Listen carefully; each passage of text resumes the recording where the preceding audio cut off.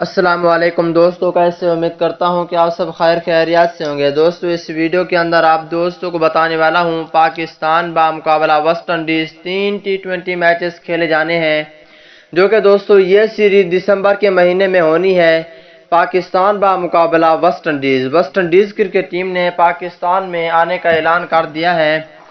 3 ٹی20 اور 3 one day matches کھیلے جانے ہیں۔ اس ویڈیو کے اندر آپ دوستوں کو بتانے والا ہوں 3 ٹی20 میچز کے لیے پاکستان کرکٹ ٹیم میں ہونے والی جو تبدیلیاں ہیں وہی بتانے والا ہوں۔ دوستو پاکستان کے وزیر اعظم عمران خان نے 3 ٹی20 میچز کے لیے پاکستان کرکٹ ٹیم میں تبدیلیوں کا اعلان کر دیا۔